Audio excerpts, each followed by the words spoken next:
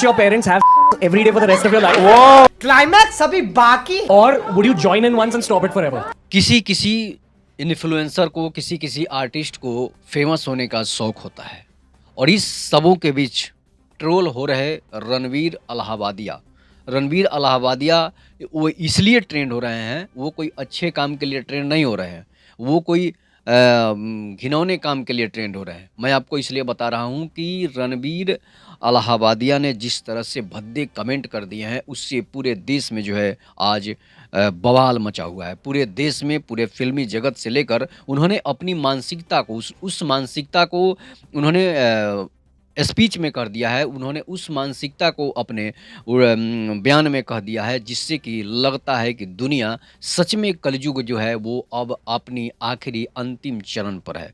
मैं इसलिए बता रहा हूँ कि कलयुग जो है आखिरी चरण पर है कि जो लोग वेस्टर्न कल्चर को अपना रहे हैं, जो लोग वेस्टर्न लिटरेचर को अपना रहे हैं, उन लोगों के दिमाग में सिर्फ और सिर्फ अपनों के प्रति जहर भर गया है। अपनों के इतनी घिनौनी बातें उसके मुंह से निकल जाती है, जो बेटा अपनी माँ के साथ सेक्स करने के लिए कहता है।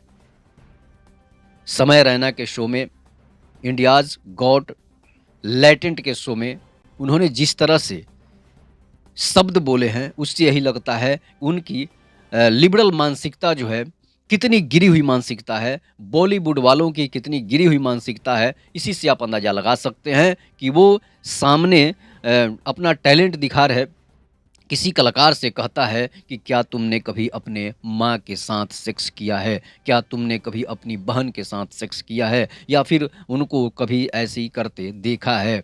तो सोचिए, इस तरह की कितनी गिरी हुई मानसिकता है, कितनी घिनौनी मानसिकता है, जो भारतीय सनातन संस्कृति को बदनाम ऐसे ही लोग करते हैं, जो दूसरे देश के, दूसरे धर्म के संस्कृति को अपना रहे हैं, और उनकी संस्कृति कितनी गिरी हुई है। इसी से आप अंदाज़ा लगा सकते हैं कि जो वेस्टर्न कल्चर में जो लोग अपनी माँ को नहीं छोड़ते, अपने बहन को नहीं छोड़ते, उसी तरह के जो है कल्चर जो है वो भारत में लाना चाहते हैं ये लोग।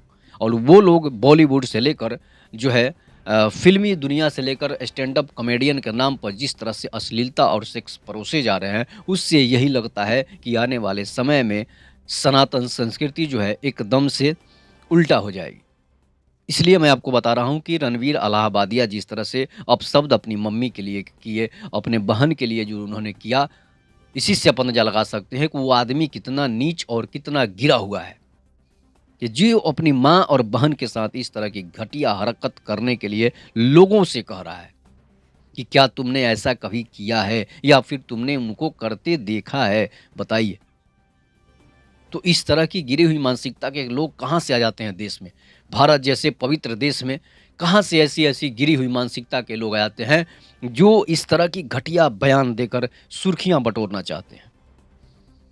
हालांकि रणवीर अलाहाबादिया ये तो माफ़ी मांग चुका है, लेकिन उस पर हेमंत बिश्व शर्मा के राज्य में, असम में एफआईआर हो गया है। इसके बाद गोरखपुर में एफआईआर, बहुत सारे स्टेटों और शहरों में एफआईआर हो गया है कि इस तरह की गिरी हुई मानसिकता, अगर आप विदेश में होते, अगर आप मुस्लिम कंट्रियों में होते, तो आपको फांसी दे दी गई होती।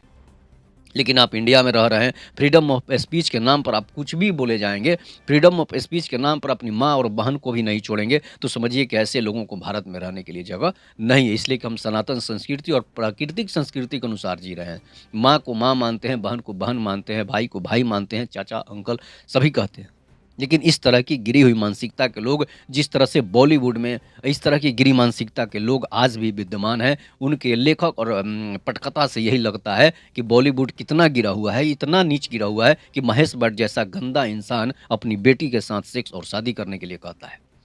तो ऐसे लोग जो हैं बॉलीवुड में भरे पड़े हैं। ऐसे लोगों का तिरस्कार होना चाहिए, ऐसे लोगों का बहिष्कार होना चाहिए, नहीं तो आपकी सनातन संस्कृति और प्राकृतिक संस्कृति जो है मिट जाएगी। फिर आपको बचाने वाला कोई नहीं बचेगा। फिर ना आपकी माँ रह जाएगी, ना बहन रह जाएगी, जिस तरह से रणवीर अलाहाबादी ने अपनी माँ और बहन के साथ किया होगा।